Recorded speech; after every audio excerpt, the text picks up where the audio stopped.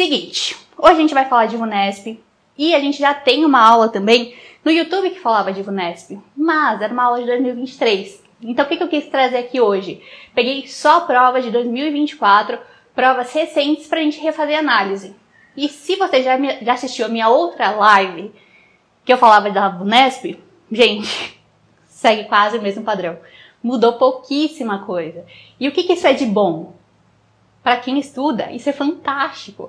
Porque quanto mais provas da VUNESP você fizer, quanto mais você estiver habituado, quanto mais você focar nesses temas que são mais cobrados, melhor você vai ir na prova. Você vai ter aquela sensação até de, nossa, parece que eu já vi isso. Porque os assuntos se repetem. Veja, presta atenção. Você nunca vai ver uma questão da VUNESP ser repetida. Completamente repetida, sabe? VUNESP não é prova, não é banca preguiçosa, não. Eles se dedicam para as questões. Então, o mesmo tema aparece de novo, de outra forma, na prova. E até aproveitando esse gancho, que não é uma banca preguiçosa, é extremamente que você faça simulados até por isso. Porque você não vai ver aquela provinha de textinho curto, copiou e colou. Não, mesmo quando eles tiram coisas assim do livro, tudo tem um pouquinho de interpretação. As alternativas são fáceis de confundir, então é uma prova com uma porcentagem das questões um pouquinho mais difícil, mas é uma banca que favorece muito quem estuda. E isso é maravilhoso, né? É uma banca coerente e até que a gente vai ver que os assuntos se repetem. Então a maioria dos assuntos que eu tinha falado em 2023, vocês vão ver que estão aqui. E aí fiz análise só das provas de 2024 em quantidade de questões. E o top 1 é patologia. E cai absolutamente tudo, tá? Então tanto cisto, tumor, doenças infecciosas, tudo isso tem que ir na ponta da língua. Depois, o segundo mais comum foi cardiologia e flúor. Então, tanto saber indicações, mecanismo de ação do flúor, até peculiaridades como propriedades da saliva que vão influenciar também na cardiologia, são importantes. Top 2. O terceiro, anestesiologia. Esse é um tema que não estava tão forte, mas cada vez está aparecendo mais. E eles gostam mais ainda de perguntar sobre técnicas. E aí, trouxe até uma questão, assim, um pouquinho mais difícil, né? Todas que eu tentei pegar aqui eram questões mais bem trabalhadas, porque eu faço, tenho certeza que ninguém vai ter dúvida de responder sozinho. Então, a ideia aqui é a gente tentar dificultar um pouquinho mais. E anestésico, então, eles pedem mais técnicas. Presta atenção nisso. Mas cai substâncias também. Ok, periodontia. Periodontia já sempre foi um tema bem comum, então eles estavam caindo bastante de nova classificação, diminuiu um pouquinho. Nas provas de 2023 ainda caiu nova classificação, esse ano foi um pouquinho mais baixo. Mas ainda assim, micro-organismo, antibiótico, diagnóstico de doença, principalmente as necrosantes estão aparecendo mais. Tu trouxe uma questão dessa pra gente revisar também. Anatomia. Daí é aquele ponto, né? Tem prova que cai uma quantidade a mais e tem outras que não. Mas o que a gente está vendo atualmente é que toda prova tem pelo menos umas 2 questões. Então, tanto anatomia, cabeça e pescoço, quanto anatomia dental, né? Então, propriedades, histologia do esmalte, dentina, mucosa. Tô passando toda a capivara, hein? E ainda coloquei um último como saúde coletiva. Então, nisso vai entrar SB Brasil, trouxe uma questão pra gente revisar. Vai cair SBB Brasil, Brasil Sorridentes, a nova política de saúde bucal. Seriam esses pontos, né? Funcionamento de UBS, que tem naquele documento, a saúde bucal no SUS, também vai aparecer. E coloquei 2 pontos aqui que eu já tinha comentado na outra resolução também, que exames complementares, então em volume não é significativo, mas em frequência sim. Então não cai muito de exames complementares. Mas coagulograma, por exemplo, tem que ser repetido. Pelo menos uma questãozinha está aparecendo nas provas. E o outro é endodontia. Toda prova tem pelo menos uma questão de diagnóstico e terapêutica, né? Saber indicar um capeamento, pulpectomia, polvotomia. Não dá para ir para a VUNESP sem saber tudo isso. Ok? Vamos lá. Então é o seguinte. Vou colocar aqui, essa primeira live que você está assistindo, toda segunda-feira eu faço uma live aqui às 8 horas, tá? E aí depois ela sai a gravação lá. Daí nessas aqui de questões a gente faz o seguinte. Eu coloco aqui, a gente lê junto, vocês colocam nos comentários e a gente vai discutindo. Aqui não é momento de ter vergonha, né? Aqui a gente erra. e tá todo mundo entre colegas, não tem complicação. O que a gente não pode errar é na hora da prova, tá? Então vamos começar. Começando com uma de patologia. Falava assim, ó, lesão reacional desprovida de revestimento epitelial, caracterizada por acúmulo intraósseo de espaços de diversos tamanhos, preenchido por sangue e circundado por tecido conjuntivo fibroso celular e osso reativo. A manifestação clínica mais usual é o rápido aumento de volume. A dor é em geral relatada, parestesia e crepitação são raramente vistas. Qual seria o diagnóstico? O que vocês colocariam na prova? Muito bom. Qual que era a pegadinha aqui, né? Ele falou pra gente de uma lesão que, ó, é desprovida de revestimento epitelial. Ela vai ter dentro sangue e em volta ela tem tecido conjuntivo. Qual que era o pulo do gato aqui? A gente teria que procurar alguma coisa que não fosse cisto verdadeiro. Por quê? Qual que é a definição de cisto verdadeiro? Vai ser uma cavidade com líquido dentro e ela é sempre revestida por epitélio. Qualquer cisto. É isso que ele vai ver, né? É isso que a gente vai encontrar. Aqui, se ele não tem revestimento de epitélio, ele é um pseudocisto. Mas é óbvio, que eu já falei, né? O Unesp não é preguiçosa. Então ele colocou aqui, ó, todo mundo que tem nome de cisto. Pra não ficar fácil, né? Mas, ó, vamos lá.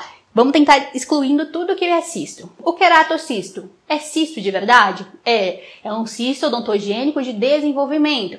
Vamos só aproveitar para revisar as características, porque eu já estou falando para vocês.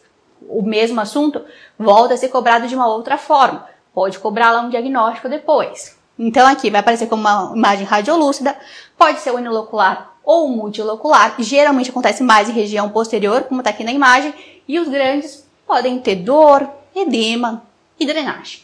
Ok, é isso que a gente tem no queratocisto. Vamos para o próximo. Cisto odontogênico calcificante. O nome ajuda a gente a pensar. Calcificante. O que ele tem de diferente? Vai ter calcificaçõezinhas dentro dele. É cisto de verdade? É cisto de verdade. Também é cisto de desenvolvimento. Cisto odontogênico de desenvolvimento. Na classificação, né? Lá no YouTube também tem uma aula falando de cisto, né? Da classificação. Se você não está entendendo, é um cisto de desenvolvimento, é um cisto inflamatório, tem a aula lá. E eu recomendo que você assista para a Vunesp. Ok, e aí como que ela vai aparecer? Vai ser uma imagem radiolúcida, geralmente é unilocular, mas pode ser multi, e aí ela tem pontinhos, ó, de calcificações, como a gente está vendo aqui. Mas é cisto verdadeiro, não poderia ser. E a nossa alternativa C? Cisto ósseo aneurismático. Ele não deveria ser chamado assim, porque ele é pseudocisto. É pseudocisto. Na verdade, o que ele vai ser? Um acúmulo intraósseo de espaço preenchido com sangue e circundado por tecido conjuntivo fibroso. Tanto é que quando a gente estuda ele, a gente não estuda no mesmo capítulo de cisto. Porque ele não é. Colocar esse nome por quê? Vai dificultar a vida do peão, né?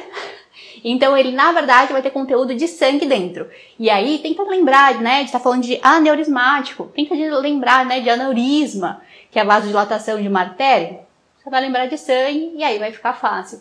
Então não é um cisto verdadeiro. Daí tá correto. Característica que a gente vai ver. Pode ser uni ou multilocular, geralmente com expansão. Tem rápido aumento de volume e a dor é frequente também. Quando a gente olha a descrição que está na nossa questão, tá igualzinho do Neville. Então não tem o que falar. Ok. E o cisto dentígero? O dentígero é cisto verdadeiro também, né? É de desenvolvimento, é aquele que vai circundar a coroa de um dente incluso. Então, o que ele tem de diferente é que vai falar isso. Tá na coroa do dente incluso e ele vai acontecer pela junção semente-esmalte. Então, geralmente vai acontecer no terceiro molar inferior, porque é o dente que tem uma maior chance de estar incluso, né?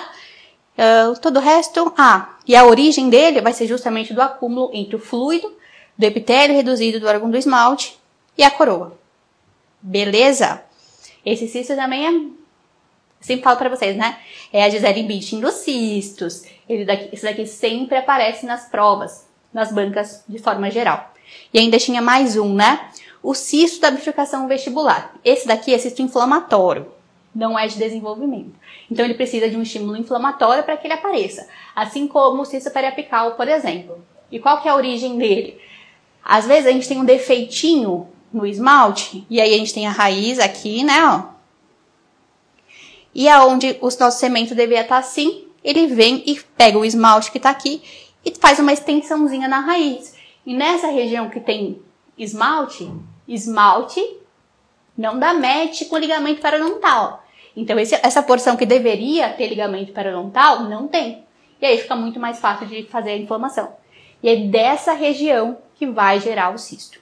Então aqui, ó, extensões vestibulares do esmalte, que por se projetarem na bifurcação, acabam gerando uma inflamação. Vai aparecer com uma imagem radiolúcida unilocular, bem circunscrita, envolvendo a bifurcação e a região da raiz. Então a gente pode ver assim, ó, por vestibular, tá vendo, ó? Como tá aqui. Certo? Então vou só voltar lá pra gente firmar nossa resposta. Se aqui tá pedindo um cisto que não é cisto, só poderia ser o cisto ósseo aneurismático, ok? Vamos lá, vamos passando. E eu sempre mando para vocês os slides depois também, mas só para quem tá no ao vivo. Então, quando acabar a nossa live, você corre lá no meu story, eu deixo um link, vocês conseguem baixar e usar de resumo. Mas é só para quem tá aqui no ao vivo. Sumiu o story, vai sumir o link também. Agora vamos para uma de cariologia. Essa daqui era mais extensa e um pouquinho mais detalhista, então a gente vai conversando cada uma delas juntos, tá? Acabei até tirando um pedacinho do texto, mas o principal é a gente identificar aqui as alternativas. Falava assim, ó, no campo da bioquímica e carologia e notologia, o conceito de pH crítico tem sido fundamental na definição de quando a saliva não tem mais capacidade de proteger a estrutura mineral dos dentes. Com relação a este assunto, assinale a alternativa correta. Na A ele falava assim, devido a sua capacidade de tamponamento, a saliva consegue proteger o esmalte até que o pH não seja inferior a 5. Porém, a dentina é mais susceptível, tendo como pH crítico para desmineralização um pH 5.5. Agora eu quero que vocês comentem aí para mim, qual que é o pH crítico para esmalte, para dissolução, né, de esmalte e dentina sem ter flúor no meio. Aí, ó, Carlos Henrique colocou esmalte 5.5, dentina 6.5. Aí, perfeito. Ó. Então, a gente tem que pensar. Ele falou assim, ó, a dentina é mais susceptível. De fato, ela é. Pensa comigo, né? Ela tem menos conteúdo inorgânico. Se a gente lembra lá da composição dela, né? Tem 70% de conteúdo inorgânico, enquanto o esmalte tem 97%. É muito mais mineral. Então, ele tem uma dissolução menos fácil. E aí, então, a gente vai ver valores mais fáceis de acontecer, ou seja, menos ácido, né, para a dentina e mais ácido para o esmalte. E aí, beleza. Esmalte 5.5, dentina 6.5. Aqui ele não falou que tinha flúor, nada ainda. Então, a gente já encontrou o erro. Se aqui ele falou que o esmalte era 5, 5.5 e a dentina 6.5. Ó, aqui na dentina, alguns livros falam de 6.2, 6.3, outros 6.5, porque isso é meio que definido didaticamente, né? Então, pode fazer vista grossa na prova. Falou 6, alguma coisinha, é isso. Ok, então essa tá errada. Vamos para a próxima. O pH crítico para o esmalte é menor que o da dentina. Portanto, produtos que a princípio não são considerados cariogênicos para a dentina radicular, por não atingir o pH inferior ao seu crítico, podem ser cariogênicos para o esmalte. Essa daqui, se pega a gente meio cansadinho, leva, né? Ó, pra ficar super claro.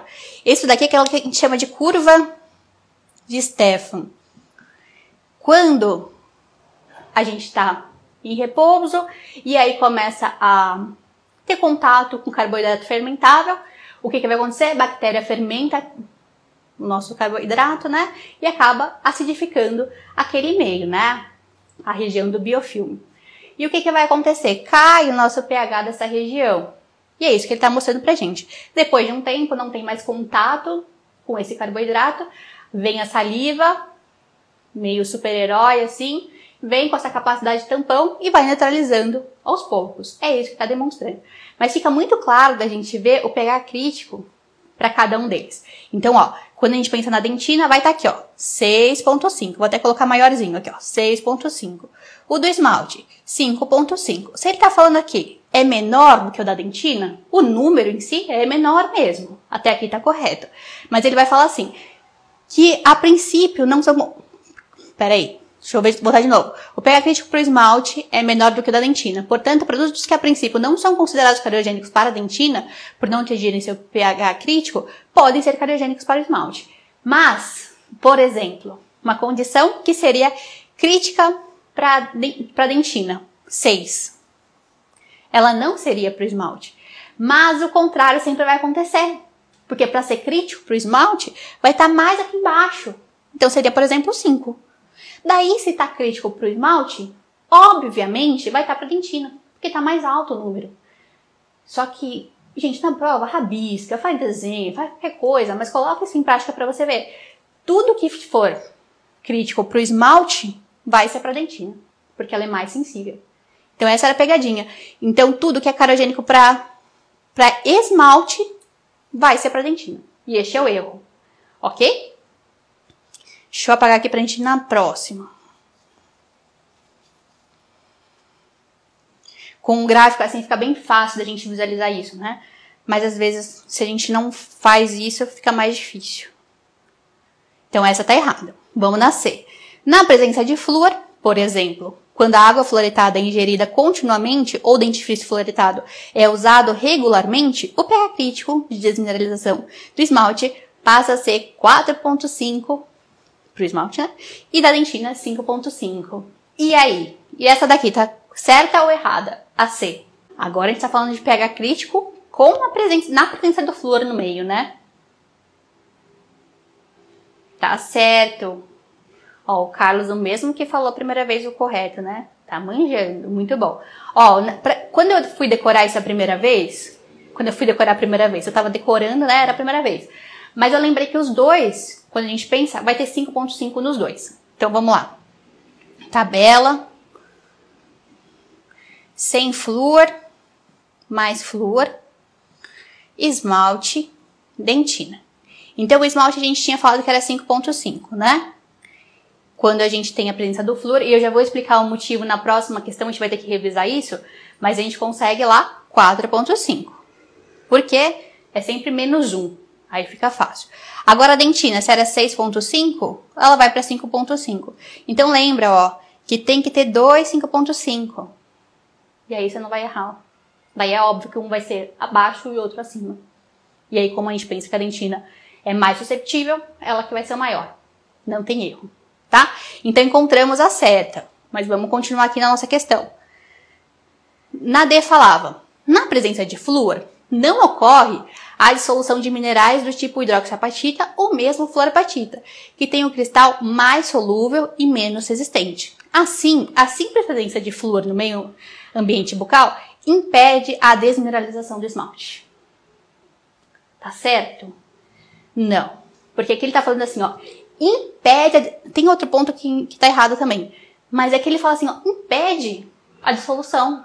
Se de fato impedisse, só ter o flúor no ambiente bucal impedisse totalmente que tivesse a desmineralização, acabou, gente. A gente tinha solucionado um problema de saúde pública. Uma doença, a doença ela só vai brigando ali com a gripe, né? De doença mais comum, crônica mais comum também do mundo. Pronto, estava resolvido. Porque aí não ia ter nenhum tipo de desmineralização, a gente não tinha lesão por cárie.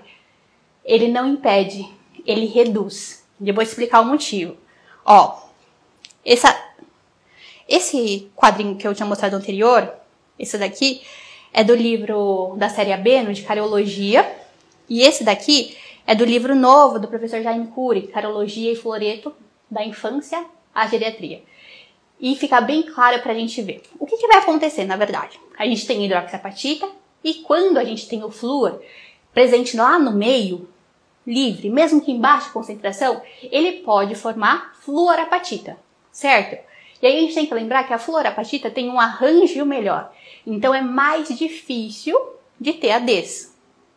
Perfeito. E aí a gente sabe aquele negócio do pH crítico e tal, mas basicamente o que vai mostrar pra gente? quem que está mais concentrado e se a gente vai acabar perdendo ou ganhando íons. Estou dificultando porque vai que aparece depois na sua prova. Mas ó, a hidroxiapatita então, se a gente pensa que ela vai abaixo do, para esmalte, né? Aqui a gente está usando exemplo, para esmalte. Se a gente estiver numa condição de pH 6, tá acima do pH crítico, né? Isso mostra que o meio está super saturado em relação ao mineral do dente. Tá? Então o que vai acontecer? Ele vai ter remineralização, tá formando hidroxiapatita, tá tudo ótimo, beleza. Chegou no pH 5, por exemplo, daí tá abaixo do crítico, então tende a ter a dissolução, ou seja, a desmineralização. No 5 tem isso. Mas o que acontece? Se a gente tem o tico-tico de flúor presente no meio, agora ele pode formar fluorapatita. E aí, o pH crítico não é diferente, que a gente já não falou? Não é lá o 4,5? Então, o que acontece? Se a gente estiver no pH 5, que a gente falou aqui, deixa eu só apagar esse 6 para a gente não confundir. Se a gente estiver no pH 5, por exemplo, que está abaixo do crítico, quando a gente não tem flúor, a hidroxiapatita, a gente está perdendo ela, na forma de hidroxiapatita. Contudo, como ainda está acima do crítico para fluorapatita, o que vai acontecer? Vai ter vai estar formando, vai estar ganhando íons. Então, o que a gente pode falar? Que ele vai acabar reduzindo o quanto a gente tem de desmineralização, porque vai compensar aqui, né? Por mais que você está perdendo na forma de hidroxiapatita, está ganhando na forma de fluorapatita. Então, a gente tem menos des, mas não impede. Por quê? Se a gente chegar num pH tipo 4,3, já está abaixo do nosso 4,5. E aí não tem quem se salve. Daí tem des para todo mundo. Daí tem a dissolução, né? Sempre que a gente fala dissolução é a perda. Fez sentido? Todo mundo entendeu? Gostaram da explicação? Sim? Então tá bom. Então aqui, ó, vamos voltar lá. Falava que não ocorre a dissolução. Errou. Se ele falasse assim, diminui a dissolução, a gente aceitaria. E ainda falou assim, do tipo hidroxiapatita ou mesmo fluorapatita, que tem um cristal menos solúvel e menos resistente. Tá errado. A fluorapatita é menos solúvel e mais resistente, né? Então errou 2 pontos. Beleza. Então deixa eu apagar aqui pra gente ir pra última dessa parte aqui. As outras questões são mais curtas, prometo. Daí na ele falava assim, as variações de pH relacionadas com a progressão de cárie dental dependem apenas da presença de uma placa dental cariogênica e não da conversão de carboidratos em ácidos. Se a gente só tiver biofilme e não se alimentar, não acidifica, né? E aí não teria esse problema que ele tá falando. Então ele tá falando aqui, ó, se só tiver placa biofilme, já é o suficiente para ter a lesão? Não. Precisaria ainda do carboidrato ser fermentado por essas bactérias cariogênicas para acidificar o meio e aí a gente tem a desse que a gente explicou também. Então essa tá errada. Ok? Então aqui o correto seria o que a gente tem na C. Vamos para a próxima. De anestésio. E anestésio eu falei para vocês gostam bastante de técnica, então é importante que vocês se apeguem a detalhes. Técnicas que não são muito comuns de serem cobradas, a Unesp gosta também. Aqui eles perguntavam assim, ó, assinale a alternativa que cita uma técnica de injeção anestésica local na qual seja indicado o uso de agulha longa, considerando um paciente adulto de tamanho médio. A. Injeção de ligamento periodontal. B. Infiltração para hemostasia. C. Injeção intrapulpar. D. Bloqueio do nervo alveolar superior anterior. E E. Bloqueio do nervo alveolar superior posterior. Presta atenção. Tabelinha, maravilha. E a minha filosofia de vida é só decora o que é diferente. Tanto é que a gente vai ver aqui, ó. O comprimento, a maioria é curto. Então a gente só decora o que é diferente. Quando vai ser uma agulha longa? Começa daqui para baixo, ó. Vou ler para vocês. Bloqueio do nervo alveolar superior anterior. Por quê? Porque é o bloqueio do infraorbitário. E aí, pra gente chegar no infraorbitário, não é que a gente tem que palpar aqui e ver ele. A distância, a gente precisa de uma agulha longa. Daí outra opção, quando é bloqueio do nervo maxilar, que aí a gente vai para posterior de fato. E aí faz sentido com o que vocês pensaram, que era do alveolar superior e posterior. Que às vezes a gente se confunde, mas o posterior é aquele que a gente só vai até aqui. Agora, quando a gente quer bloqueio do nervo maxilar, é aquela que a gente vai pra fora, pra cima, pra fora e pra cima, né? E pra posterior. Então aí a gente precisa da agulha longa. Além disso, quando a gente faz... o maxilar já expliquei. Daí quando é bloqueio do nervo mandibular, quando faz bloqueio do nervo mandibular com Gold-Gates ou com Baserana-Equinose, que é aqui de boca fechada, também vai ser. Então pensa aí comigo, ó, são só 5 que a gente tem que decorar. Quando for bloqueio mandibular, daí tanto faz. Se a gente está fazendo pitérigo, Baserana-Equinose ou Gold-Gates, as 3. Quando é alveolar superior anterior e quando é bloqueio maxilar, só. Tá? Daí, ó, e o alveolar superior posterior? Tá aqui. É curto. E aí, eu tenho certeza que a gente não erra nunca mais, né? Injeção do ligamento periodontal. Daí tava de boa, né? Curto. Opa, coloquei certo, tá errado. Infiltração para hemostasia. Tanto faz para que fim, né? Tudo que é infiltração exatamente no local que você vai agir. E aí, agulha curta. Injeção intrapulpar. Curta. Alveolar superior anterior. Certo? E alveolar superior posterior. Daí é curta. Ok? E essa daqui, ó, de periodontia. Essa é boa pra gente revisar. Paciente de 2 anos, desnutrido, apresenta papilas gengivais arredondadas, rombas, com área de necrose perfuradas, similares a crateras cobertas com uma pseudomembrana acinzentada. As áreas de necrose estão também disseminadas para tecido mole adjacente, sem o comprometimento da pele da face. Um odor fétido, dor aguda, hemorragia espontânea e acúmulos de detrícitos necróticos são observados, assim como linfadenopatia, febre e mal-estar. Qual seria o diagnóstico? A. Gengivoestomatite herpética. B. Mucosite ulcerativa necrotizante. C. Doença de mão, pé e boca. D. Nona. E. Periodontite agressiva. Essa daqui foi de boa, hein? Vamos aproveitar pra gente revisar todas elas? E ver o que a gente tem aqui de diferente. Aonde a gente teria que focar aqui na nossa questão é falar que tem necrose, né? Por mais que ele falou de alteração na gengiva, aqui ele não dá ponto sem nó que fala, né? Colocou outras que tem alteração na gengiva também. Mas a gente teria que pensar com necrose, com pseudomembrana. E essa necrose está disseminada para tecido mole, mas não compromete a face. Ok. Não compromete a pele, né, da face. A gengivoestomatite herpética tem alteração na gengiva? Tem. Então, além das vesículas, né, que vão ver ulcerações, que vão estar recobertas por membrana amarelada. Então, faz ulceração, mas não faz necrose. A gente já poderia excluir essa. A gente tem alteração na gengiva? Tem. A gengiva fica parecendo que tirou um pedacinho dela, né, que é o aspecto de saca-bocado. Ela aumenta e o centrinho dela fica arredondado. Mas não é o aspecto de cratera que falou nossa questão também. Não poderia ser. Daí, na B, ele colocava mucosite ulcerativa necrotizante. Vamos aproveitar para revisar as outras ulcerativas também. Todas as ulcerativas, não, todas as necrotizantes, né? Vão ter todos esses aspectos. Então, tanto gengivite ulcerativa necrosante, periodontite ulcerativa necrosante, quanto a mucosite ou estomatite vão ter as mesmas características. Só vai mudar o limite de onde está acontecendo. E quais são essas características?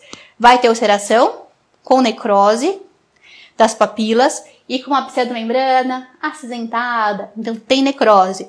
Tem dor, tem evolução rápida, destrói rápido as coisas. Tem sangramento fácil, tem odor fétido. Isso ajuda bastante a gente a diferenciar aqui também, né? Então aqui não pode ter necrose e o odor fétido é característico das necrotizantes também. Tem cratera interproximal. Por quê? Gerou necrose, né? Então, o aspecto intrapapilar é de buraco, porque desfez, de fato. Tem sequestro ósseo, fica pontinhas soltas e pode ter um comprometimento sistêmico. Então, linfadenopatia, febre, como a nossa questão estava falando. E qual que é a diferença das 3? Por quê? Se eu não me engano, 3 questões de necrotizantes apareceram na VUNESP esse ano.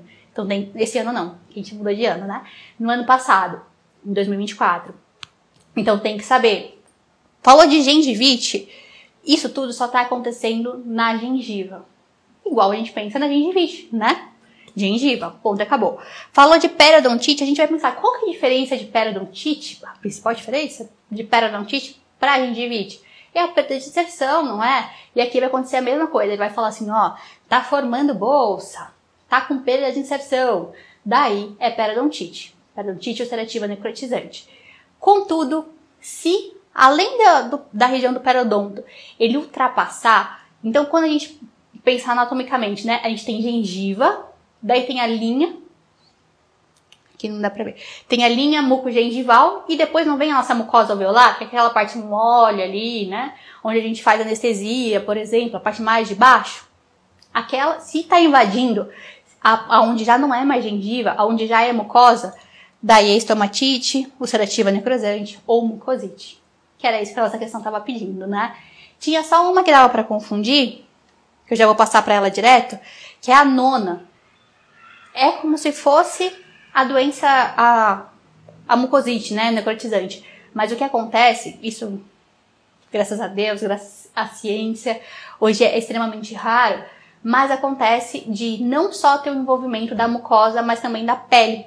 E aí a questão se blindou dessa problemática porque ele falou, deixa eu voltar para ler com as mesmas palavras, as áreas de necrose estão também disseminadas para tecido mole adjacente, ou seja, não está só na gengiva que ele estava descrevendo, mas sem comprometimento da pele e da face.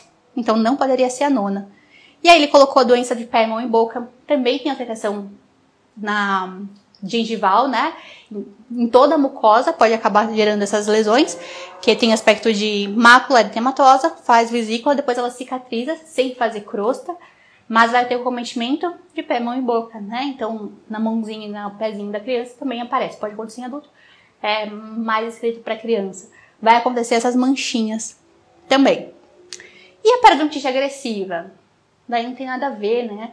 A periodontite agressiva é aquela periodontite juvenil, que geralmente vai ser descrita em paciente com baixa idade, e a gente vê um padrão diferente do que deveria. Então a gente olha, tem pouco biofilme e muita destruição.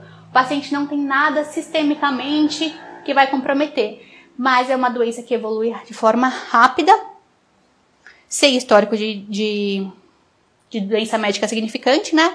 Os depósitos bacterianos são menores do que a gravidade, e ela geralmente a gente vai ver com aquele padrão localizada, né? Que vai acontecer em molar e incisivo. E é isso daí que a gente vai ver. Mas vai falar que é uma doença que está evoluindo de uma forma rápida. Na nova classificação ela nem aparece. Então aqui ficou claro, né? Só poderia ser a resposta B. Ok? Vamos para a nossa última. Ah não, minto, tem mais duas, mas são rapidex. Uma de anatomia, ó. Anatomia, eles gostam de perguntar inervação, ação de músculo, tá? Histologia de tecidos dentários. Aqui falava assim, ó. Dificuldades de extração no terceiro molar e ou fraturas da mandíbula podem levar à lesão nervosa, causando paralisia ipsilateral da língua. Nesse caso, o nervo lesionado é uma questão de cirurgia? Não. Ele só quer que você saiba a inervação da língua. E aqui a gente teria que fazer a diferenciação, não é? Ele está falando de uma paralisia, não de uma parestesia. Então a gente teria que diferenciar a inervação motora da sensitiva. E a inervação da língua caiu em duas questões também. Da outra, perguntava dos músculos extrínsecos, né? E fica muito fácil, gente. Motora, a gente tem 8 músculos na língua. Só um não vai ser inervado pelo hipoglosso. E aí fica fácil, né? Então aqui, qual que é a exceção? É o palato glosso. E o palato glosso, sempre que a gente tem nome, fica fácil da gente lembrar, né? Ele vai pegar e unir a língua, a base da língua, ao palato mole. Aqui por lateral, assim, né? E aí a ação dele vai ser só de elevar a base da língua. Mas veja, é um músculo de 8 e o paciente não está conseguindo mexer. Não é esse daqui. Porque todos os outros movimentos, protrusão, lateralidade de língua, até o voltar à posição, são feitos pelos outros músculos. E ele estava pedindo justamente o músculo motor. Um nervo motor. Por isso que teria que ser o hipoglosso. E ele confunde sempre com possibilidades que a gente poderia se confundir, né? Agora, se ele estivesse perguntando da sensitiva, daí sim poderia ser aqui, ó.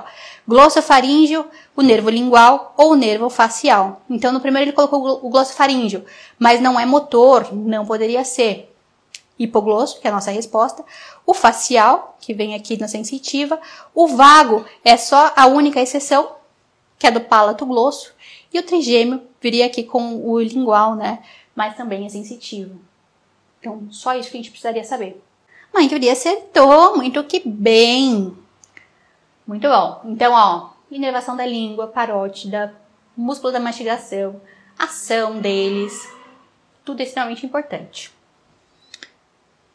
E a última, onde a gente chora, né? Perguntar números do SB Brasil. Então, essa daqui apareceu em Osasco, falava assim, ó, baseando-se na Pesquisa Nacional de Saúde Bucal, 2010, crianças brasileiras de 12 anos de idade apresentaram, em média, os índices de dente com experiência de cárie dentária de 1,2, 1,17, 2,07, 4,25 ou 5,32. O que eu recomendo que vocês façam? Pegue o SB Brasil 2010. Neste momento, né, onde eu estou fazendo esse vídeo, a gente só tem os resultados preliminares, ainda não saiu o documento oficial do 2020, então é esse daqui que está aparecendo na prova ainda. Você vai ter que ver, tanto olhar os números para cada faixa etária, principalmente de cárie e doença periodontal. Vai olhar lá os quadros, ver qual que seria mais, por idade e tal, e também o textinho que ele coloca embaixo. Ah, e o índice foi maior no Sudeste, no Centro-Oeste, seja lá o que for. Tenha uma noção. Não precisa decorar exatamente o número com 1 vírgula, porque a gente vai ver que aqui, ó, ele só colocou 1 que tá ali naquele intervalo, né, do esperado. Tem que saber mais ou menos, que já é o suficiente. Ó, trouxe com um zoom para ficar fácil da gente visualizar, né? Então, pegando lá a tabela, ele separa pra gente. Ah, outra coisa que eu queria que você visse também. O projeto do SB Brasil 2020. Saber, né, qual foi a instituição que fez. Os índices que eles utilizam, isso você consegue estudar pelo 2010 também, seguir o mesmo padrão. Quais são os grupos que eles dividem o estudo, que isso também aparece. Então, 5 anos de idade, a média no Brasil foi 2,43. 12 anos, 2,07. 15 a 19, 4,25. 35 a 44, 16,75 e 65 a 74, 27,53. O que fica fácil da gente pensar, né? Aqui ele usa o índice CPOD, onde vai aparecer o elemento que está cariado no momento, o dente que foi perdido por cárie, ou que está com extração já indicada, e o dente que foi obturado. Ou seja, ele mostra também a doença passada, né? A história passada dessa doença. Por isso que a gente vê que quanto maior a idade, a gente vai ver maior. Com exceção desse daqui. Porque 5 anos ainda não trocou a dentição, né? E o dente está mais novinho em tempo do que a gente veria aqui com 12 anos. Daí fica fácil você fazer esse tipo de analogia. De resto, ó, ladeira abaixo. Daí pronto. Você vai pensar assim, vai ficar mais fácil, né? De você fazer pelo menos um raciocínio. Mas aqui então seria 2,07, que é a alternativa C. Queridos, então era isso. Lembrando que essa daqui, na verdade, é uma gravação de uma live que aconteceu lá no meu perfil do Instagram. Toda segunda-feira, às 8 horas, eu entro ao vivo para fazer alguma live que os próprios alunos pedem. Então eu coloco caixinha, ele faz votação do tema e tudo mais. Quem tá lá consegue ter acesso aos slides, mas só no ao vivo. Então, se você está perdendo, segue lá no @dentista.concursada. E também não posso deixar de te convidar para vir para o meu curso. Se você está se preparando para a VUNESP ou qualquer outra banca, lá dentro do meu curso, o Método Odontopod, a gente tem aulões de odonto, saúde pública, português, redação, legislação, informática, tudo lá já disponível para vocês. E além disso, a gente faz resolução de prova completa. Todas as questões de odonto e saúde pública estão respondidas lá. Inclusive, todas essas provas que eu usei aqui para fazer nossa aula estão inteiras respondidas, toda a parte de odonto e saúde pública, estão inteiras respondidas em vídeo lá, para te ajudar na sua preparação da VUNESP. A gente tem também outras, mais de 140 bancas diferentes com resolução de prova, e a gente faz planejamento específico para cada concurso, então não importa qual for o concurso que você for prestar. Lá, é só você solicitar, a gente estuda seu edital e lista exatamente como você precisa estudar. Se quiser ter mais informações, aqui embaixo fica um link que você pode se inscrever hoje mesmo. E além disso, não posso deixar de te pedir que se você gostou desse vídeo, se esse vídeo te ajudou, você quer ver outros, você precisa se inscrever, porque toda semana sai um vídeo novo. E deixa um comentário aqui, curte, deixa um comentário que eu vejo todos e isso me motiva muito. Espero vocês no próximo vídeo, um beijo e até mais!